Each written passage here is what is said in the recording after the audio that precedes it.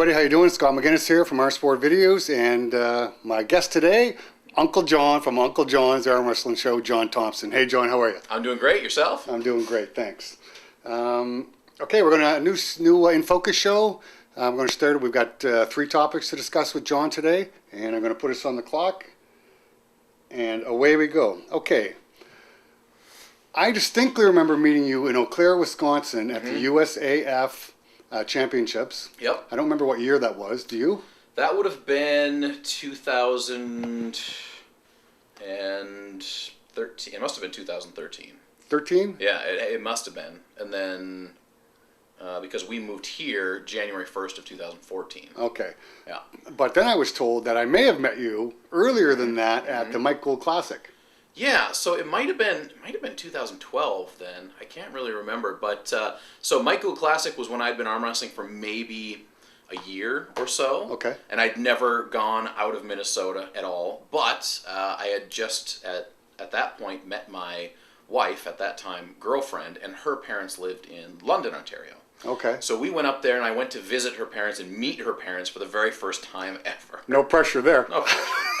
And so I was like, I'm always, as an arm wrestler, you're always scheming as to how you can make arm wrestling a part of every trip that you take everywhere. So I was like, the weekend after, there's the Mike Gould Classic. And all I knew at that point was like, Mike Gould Classic was like the tournament at that point. Legendary tournament. Yeah. So I'm like, all right. So I figured it out. So we were there for like 5 days, and then I stayed a couple extra days. I took a bus from London, Ontario to Toronto, and then somehow walked halfway out of downtown Toronto, caught the subway, had no idea where I was going. Eventually, I ended up at the right hotel, and then I was able to pull at the Mike Gould Classic. And then I think you were filming there. Yes. That year, because that year was I won the amateur left hand, and then in that one it was like myself, Evan Burgoyne, I think, had just started arm wrestling. John Bosom was there, and the typical guys you would see out in that area. So then I was so happy I did so well in the amateurs. Then the next day I pulled in the pro, and I did really well there too. I mean, it was myself. I ended up getting 3rd place. Earl Wilson was 2nd. Devin was 1st. And I mean, obviously between 2nd and 3rd there was about a million miles of talent between those 2 places. But I mean, at that point, I had only been arm wrestling for maybe a year and a half. And so that was like, I thought I was the cock of the walk on that one. That was great. And so that was the first time I met you and Devin and John Milne and all those guys. All the guys. Yeah. And then we fast forward to, we're at the USAF Nationals in Eau Claire, Wisconsin. Yep. And I think it was Karen Bean brought you up. Yeah. And luckily Rick was there at the same time refereeing. So you and Rick were both there. And at this point, my wife had just finished her school stuff in Minnesota, because she's a psychologist, right? Okay. So that's when we met, was when she was doing school in Minnesota, and she had just gotten her first, like they called the postdoctorate position here in Halifax. So she was like, well, we're going to Halifax. And so I was like, okay, I should probably meet some arm wrestlers from Halifax. Did you even know where Halifax was? I had no clue. No clue. I didn't know. Like, at first when she brought it up, I was like, oh, Canada. I didn't even know anything about Canada at that point. But then I did some looking, and of course this is, 2013, so this is a completely different world online, as compared to it is now.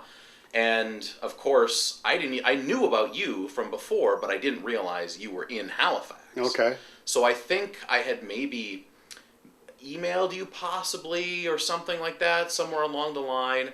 And then I found out it would be you and Rick, and then that was the first time we really met, probably. And so I talked to you guys, and I'm like, yeah, I'm moving to Halifax, and that was that. Then we moved. We've been here ever since, 6 years now. Damn. Yeah. First of all, are we warmer or colder than Minnesota? Warmer. We're way warmer than way Minnesota, better. aren't we? Yeah. Way better. I know it. I get texts and messages from people at times when they hear there's a storm in the east. And saying, what you don't understand is, in Halifax, We don't get those storms, No, really. not really. Like what Newfoundland just went through last week Right, was bonkers. insane. Bonkers. New Brunswick gets 10 times the snow that we get. And this is right now we've had snow for like 5 days. That's the longest it ever lasts. Right, and it just goes. Right. That's why I like a lot of things about Halifax, but the thing I like most is that it's always temporary. Yes. Right? It's like even in like we had the bad storm last week. Meh, no big deal. Well, then 2 days later we had rain. Fine. Right? No big deal. Where in Minnesota, if you get a foot of snow in, let's say, December, it's not going anywhere until April. Oh. Right? So it's just going to pile up and pile up and pile up. So I enjoy Halifax weather quite a bit. Oh yeah, it's great, and living by the water isn't near as bad as people think. It keeps our climate Yeah, it's relatively great. moderate. We're getting warmer now in the summer, but not near as warm as other places either. Yeah. So it's good. So you land in Halifax, and you get hooked up with Team Sackful or something. Yeah, well, Arm it wrestling? was really Rick. I was most in contact with Rick, so I started going to the Sackville practices. So then I met everybody out there, and I would say for the first year and a half to 2 years is when I was like really active. I was still like pushing forward because I wasn't really sure when I first moved here. I couldn't work because I didn't have my permanent residency, so I couldn't work, and so I ended up going back to school, but I didn't go hard back into school right away. So I had like 2 years where I was pulling, went to nationals, and then I started doing the emceeing for nationals, so that picked up the pace of things a little bit. And then two things happened. One, in like 2015, I think it was, I went to the WAL tournament in Vegas, which you and Rick also went to.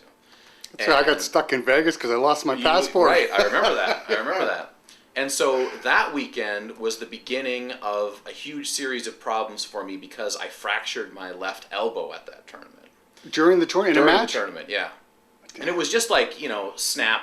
I was just in a defensive top roll type position and just heard some, cracking in the elbow. And it wasn't like, oh man, my arm's broken. It was just basically what happened was a tendon had pulled a piece of bone off the elbow. And the doctors didn't really know how I managed to do that. But apparently when you're an arm wrestler, your tendons get stronger than your bones in some situations. So that's what happened there. And then after that, so I had that. I had some problems with my right wrist, and then I went to grad school.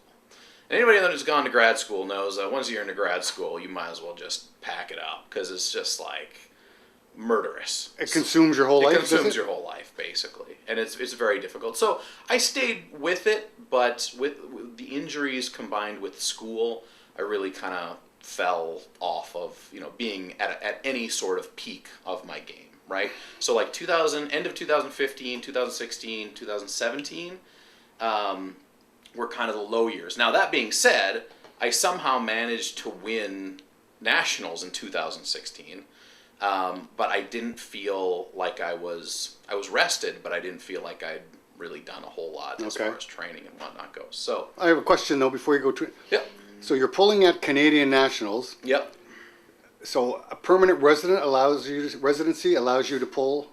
It's my understanding because I asked Rick right away. Will I be able to pull Canadian nationals? And I might be understanding it wrong, but I believe it's the fact that I'm a resident here. I have to be a resident here, and I can also not pull nationals for any other country. You can't go back to the US. I can't go do the US and then do nationals in Canada as well. So I thought that was fair, and so just been pulling them. I think I've pulled every nationals that I've been here, except I didn't go to BC. I think BC was 2016, maybe something like that. I can't remember. But I've only missed one since I moved here, and I don't know. I love nationals. I think nationals here is like the best Canadian event of the year for me, probably. Rick and company, the executive and everybody he works with has done an amazing job to take a tournament that was getting smaller. Yeah. Yep. And getting people to come back. And I mean, this year in Winnipeg, they're expecting the biggest nationals ever. It's going to be bonkers. Manitoba is having its own Juniors Day. They're expecting that many kids and juniors to come out. Yeah. For their provincials, it's going to be their own day. Like, that's huge and phenomenal. And it's really relieving to me because like I see myself as, you know, I'm only picking up the pace with how much I'm involved with arm wrestling, right? And so when I, you know, 20 years from now, I see myself in a position like Rick is in, being, you know, coordinating things and whatnot. And it's nice to know that there's a good base of younger kids that are going to be coming up so that arm wrestling kind of continues on. Isn't that the truth? Mm-hmm. And look at that, right on cue. There we go. And that's our first segment, and we'll be right back after this. And we're back with Uncle John Thompson from Uncle John's Arm Wrestling Show. And what gave you the idea to start Uncle John's Arm Wrestling Show? Good question. So, it came up in a particular time in my life. So I started Uncle John's Arm Wrestling Show at the beginning of August of last year, so 2019.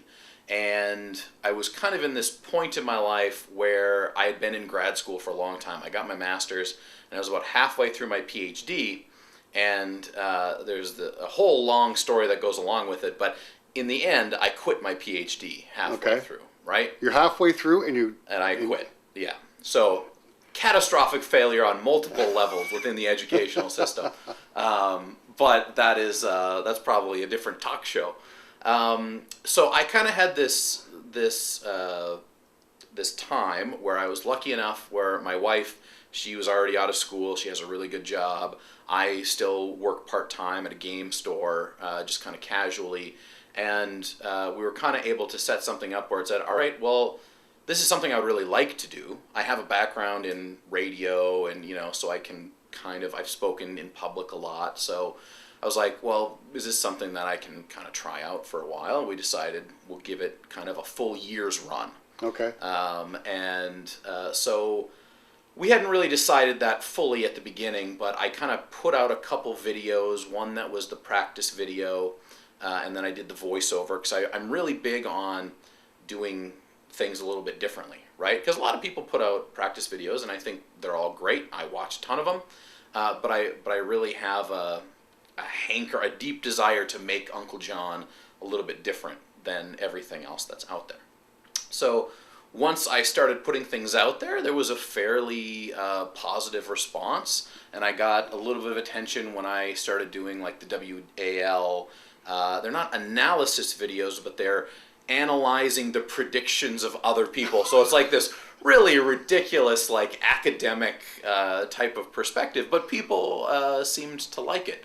So I got a little attention from like Ryan Bowen and Devin. They kind of mentioned me, and then things started picking up a bit. So I said, oh, all right, well, we'll kind of keep up with this.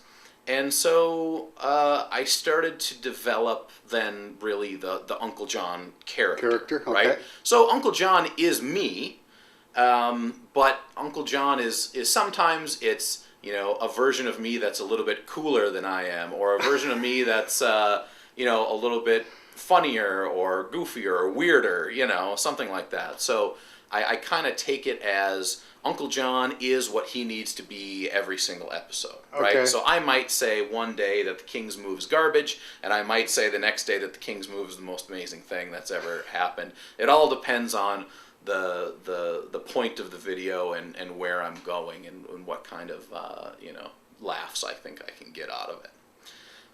So it's been going well. We're at, right now, I think we're just over 700 subscribers. And of course, the magic number is 1,000 to get monetized and all that. And then you unlock extra things so you can kind of participate on YouTube a little bit more significantly. So hopefully, around the end of March and into April, we're kind of, I've been tracking numbers. We're kind of on pace for that. And there's a lot of pretty big stuff coming up this year. Specifically, a lot more tournaments around here. And then in April, at the end of March and into April, I'll be in Ottawa like 3 times, I think. Because I'm going to go to the Ottawa Open. I'm going to go pull there at the end of March. And then I'm going to visit my wife's parents in like over around Easter weekend, around that time. Okay. So then after that, I'm going to drive like through Toronto and up to Ottawa. I'm going to hopefully make some videos with Devin and John Milne and that whole crew up there. and then potentially I might be going to the bottom 8 as well. Oh, in Maybe. Kingston. In Kingston. So, and that would be at the end of April. I don't know if I'll be pulling yet. Everything is, Devin's releasing, so he's so far he's talked about Evan Burgoyne versus Ryan Bowen. Again, rematch, yeah. Right? I think that's a good match. It needs to happen. I think Evan took it way too lightly the first time around, probably imbibed a little bit too much. Yeah. And we'll see. But Ryan is on like this rocket ship to infinity lately. So we'll see where that goes. And then we've got the Russians. We got Artem Ternenko, who's Top Roll King. He's got a YouTube channel. And then Alex Biziazovkov, however you say his name. He's the brother of Schoolboy, which is like probably the largest arm wrestling specific. And those YouTube two channel. guys have huge channels. Huge. Just monstrous. Hundreds of thousands. Of people. Yeah, it's just beyond me. Yeah, it's bonkers, but they tapped into something that went super viral, and it's really great because to me it just proves that on some level there is large desire for people to watch arm wrestling in one form or another.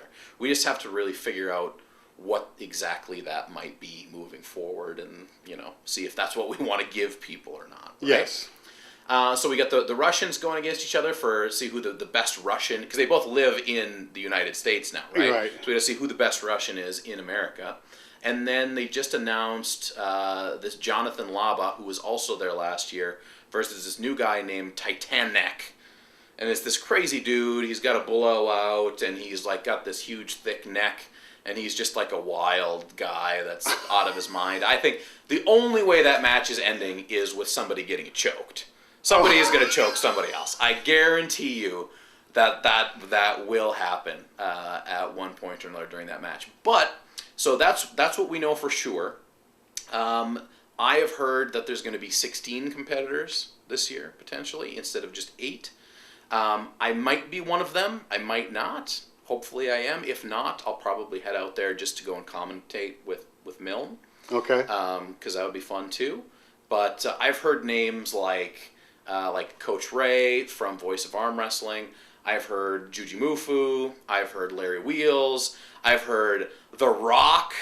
Like The Rock, right? Like I've heard names like up and down, and I think we'll probably hear and learn more. But I'll be doing hopefully a full complement of videos, kind of reviewing what's going to be happening with Bottom 8 and making fun of it as much as possible, because I think that this tournament is something that hopefully will continue going forward to highlight not just always the best people, right? But wasn't this in response to Igor Mazurenkov's top 8? Right.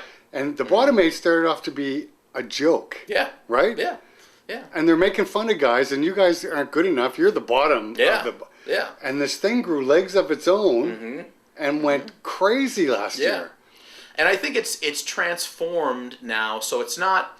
I don't see the bottom 8 as being these are bad arm wrestlers. Obviously, we have Ryan Bowen, who's a WAL athlete. We've got Evan Burgoyne, who's he's not WAL, but he's very high level. He's placed very well at nationals. He's a legit guy. So I think it's more of these are the characters, right? Yes. Introducing people to different characters in arm wrestling, and I think that's valuable. Because arm wrestling is varied. There's a whole spectrum of people who are mega serious about arm wrestling. There's people who take arm wrestling with 0% seriousness, and then everything in between. So I think having, guys like Evan versus guys like Ryan, it's just something I want to see, and I think a lot of people out there do too. And I will take full advantage of all that creative stuff for as many videos as I possibly can. Well, you've tuned into like when the high hookers were putting out videos on a regular basis? Yeah. Some good stuff in there. Oh yeah. Some great stuff in there. This is like going back to the Uncle John's Arm Wrestling show. Really, my show is really the roots of it are all you and the high hookers, right? Because we've talked before, I came into arm wrestling about 9 or 10 years ago, and none of this existed. Right. YouTube, the whole YouTube stuff, None of it was happening. So I saw the stuff you were doing, and then I saw the clips that would take 20 minutes to download just to get them to come up and all this stuff. So really, the kind of ridiculousness of it all, I definitely took a note from the high hookers, because some of the most classic stuff that people probably haven't even seen now is lying somewhere in the bowels of the internet. Well, that's the thing, and I don't know if Jerry has all that stuff. It was Jerry Milne. He was kind of curating. I don't know if he's posted most of this stuff on YouTube or not. I don't know. I know that the referee one, Joey Justifaulo, I think that one's up, and I think that was pre-YouTube maybe, but that one is now on YouTube. So that was a classic. And I understand what the clip is about, and I understand that some people took some offense to it. Mm-hmm. It was funny. Oh yeah. It was funny. Like, for me, if I really try to make Uncle John's Arm Wrestling show like very accessible, and I don't want people to feel bad about it, but you also have to remember that weird things happen in arm wrestling. People in arm wrestling are weird people a lot of the time, and it's too good to pass up, right? Like, I will, it's like Devin. I throw Devin under the bus all the time and make fun of him, but he understands that it's part of the deal. He makes fun of himself, though. He's I guess maybe not the best example, but hopefully people understand that it's just press. It's all in jest. Yeah, exactly, right? Exactly. Good. Okay, and on that note, we'll take a short break, and we'll be right back. And we're back with segment number 3 and the final segment of today's show. And let's just talk a little bit about the state of arm wrestling now compared to when you first started. Yeah. Like with the YouTube stuff going crazy, and everybody and their dog with a camera and a phone is filming stuff and posting it on YouTube. Yeah. And because I was asked, well, does that bother you? Why would that bother me? I'm not sure why it would bother me, but it doesn't. Yeah. I don't know. I mean, so if we set our markers here, when I came into the sport, like I said before, it was like the high hooker stuff. Gary Roberts with My Arm TV. I mean, that was huge. But that was literally it, right? I think when I first was like, arm wrestling, I'll type that in on YouTube, there was one Devin Larratt workout video, there was one miscellaneous how to arm wrestle video, and then a bunch of like just random people arm wrestling on their table videos. And that was it. If you wanted to learn how to hook or top roll, forget about it. It's not happening online at that point in time.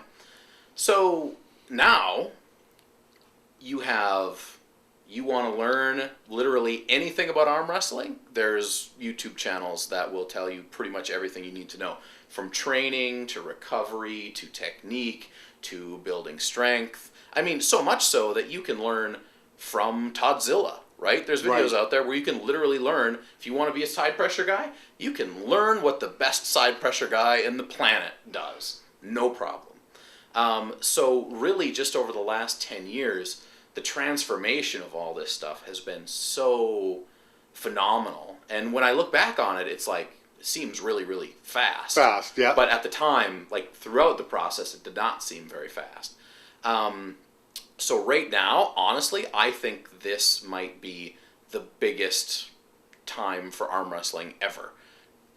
I mean, I think the only thing that it's going to be competing with is like, Golden Bear era, like late 80s, early 90s, Berzink is on fire, we had Over the Top, all that stuff. Or maybe like when it all began, with ABC Sports and stuff like that in the 70s. Maybe that boom was pretty big as well. It was. Mm-hmm. I am old enough to remember. You were there. You know what's up. And Golden Bear and the big tournaments and before the Russians became such the force that they are. But this is beyond what I could have anticipated. It's so accessible. Yeah. Right? Rick and my wife Janice made Nova Scotia Arm Wrestling's first website. Mm-hmm. We became the #1 arm wrestling site in the world. Right? Yeah. People were going crazy because I was putting up pictures and nobody else was doing that. And then we started to play with video and people were going, oh my goodness. So then I get this idea for arm sport videos because nobody else is putting up videos. Right. And Yeah. I'm pounding out videos and going to filming tournaments and traveling like crazy. And there's basically me and Gary Roberts. Yeah. The biggest difference was Gary Roberts, you had to pay for his stuff, Right. and my stuff was free. Yep. Well, now, I just filmed a tournament on the weekend, the Nova Scotia Superman tournament. Yep. So I'm filming, and there's probably 20 of you out there with Yeah. phones. Yeah. Not as everyone's as well equipped as you with their Steadicam. Right. But before Yeah. I got home, all Those these all- videos are already posted. Like, wow. Yeah. And people are watching, and they're getting all kinds of views. And I think this is a great thing, and it doesn't hurt my feelings at all. If that's what you want, if you don't want to wait for Scott to get home and edit, post your stuff. Yeah. Go right ahead. Well, I think there's something to be said about the fact that there is value in the different formats, right? Yes. So if you just want to get that quick fix right now, yeah, jump on Facebook after the tournament because there's going to be a crap load of videos on there. If you want to understand the tournament in the grand scheme of everything and understand the context in which the tournament occurred and the process and the timing of things, then that's what you're kind of giving, right? You give the whole thing, you can watch it from beginning to end, and it's nicely formatted. And then for myself, I'm doing highlights, but I'm also doing some commentary, right? So maybe you watched all the stuff, but you're like, oh, what was going on there? Then maybe I have it in my video and I can explain a little bit more. How was I feeling? What was I doing going into this? Oh, I talked to Kenny Snow and he told me this. These types of things. So I think there's, right now anyways, I'm just like, the more the merrier. I think there are plenty of people that want to watch the content, and this is not just tournaments, this is like everything.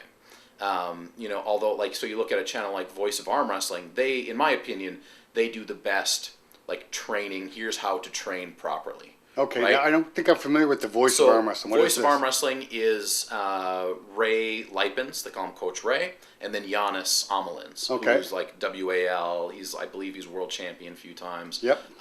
Really great guy. So those two guys in Latvia, and they just put out a ton of stuff. And it's all like Giannis is not only a champion level arm wrestler, but he's also like a physio therapist. Oh, is he? That's what he does? So he'll talk about all the muscles and how all these things are interworking. So that's where I always go first. But I've put out a few things about just specifically how I train, and I think there is worth in having multiple different perspectives. Now that's not to mean there's not going to be some garbage that sneaks in there, right? We're already seeing a little bit where people are like, "This is how you arm wrestle," when clearly they're like weightlifters instead of arm wrestlers, and that gets a little cringy. But for the most part, I'm just thrilled out of my mind to be able to do this at a time when people are actually interested in it, right?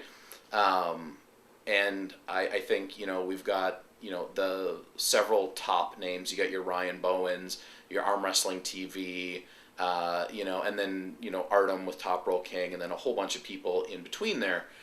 And there's just more and more that are coming up all the time.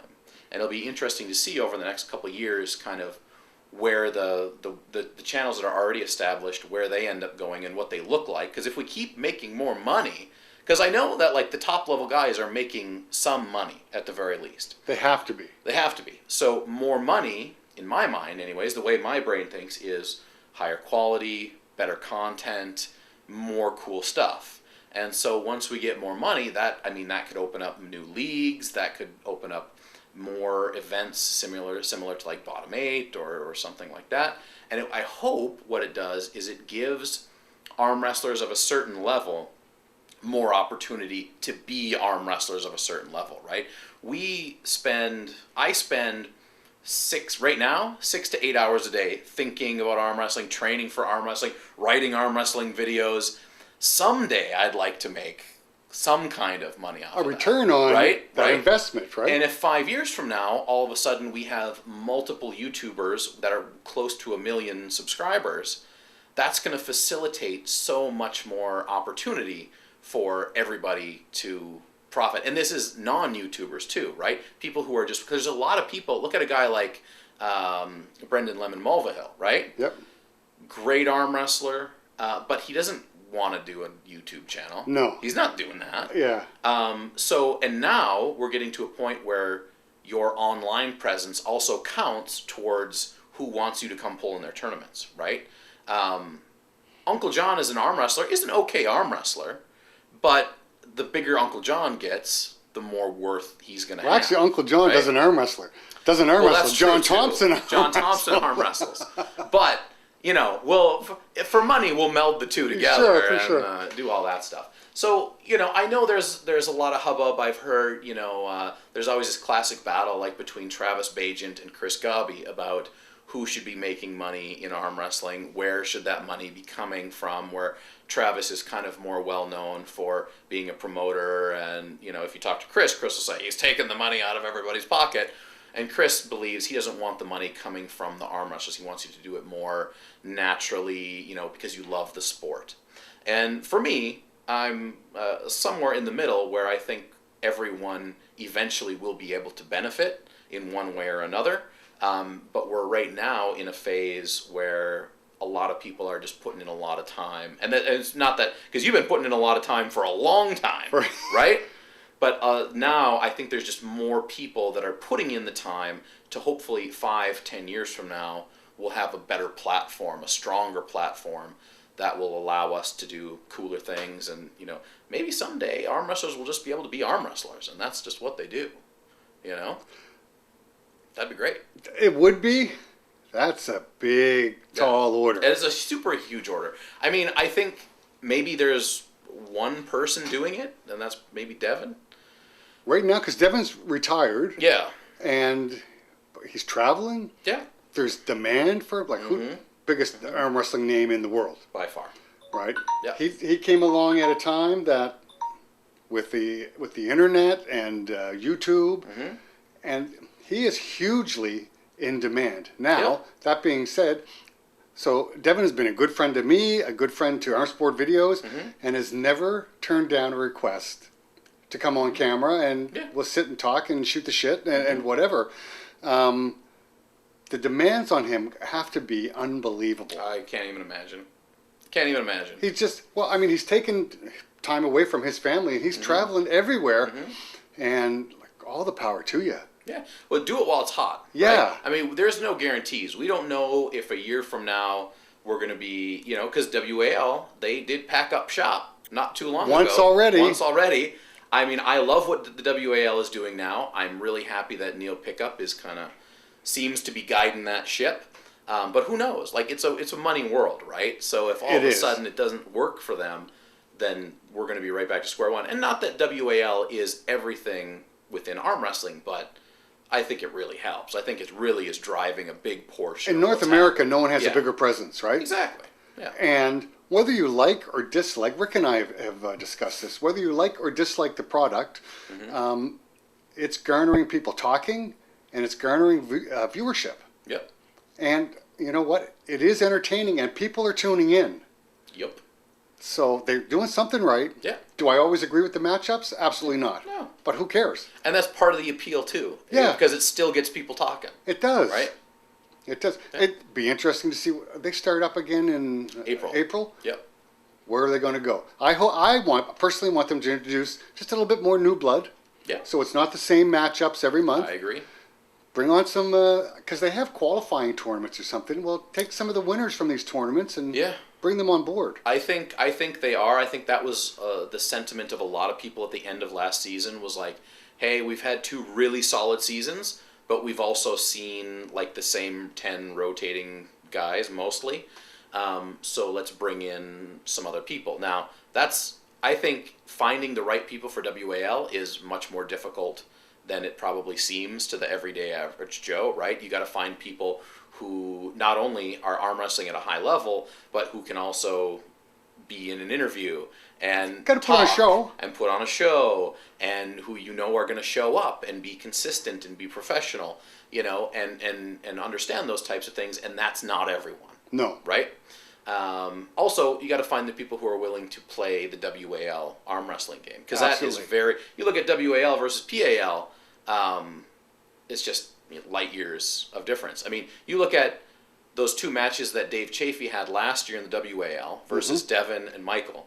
And then we'll see what he does this year in PAL, now that he's going over for the top 8, and he's going to look like a different human altogether. Because Dave Chafee is born for, like, strict PAL stand-up and isn't that just the truth? Power through. Well, the last time he was healthy and in shape, and he pulled Dennis, no one's come that close to beating Dennis.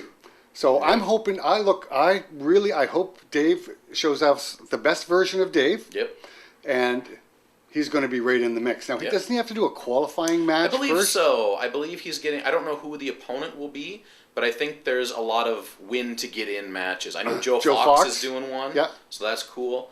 I think that's got to be coming up. I think it's at the end of January. I think Joe Fox's match is the end of this month, and I don't know when Dave's is that. I haven't heard. All I heard was that he was in, and he was going to do a win to get in type. I actually read it. I read when it was going to happen. It escapes me right now, but anyway, that's all the time we have for now. And thanks for joining us. Thanks for John for sitting in and chatting with us, and we'll see you next time.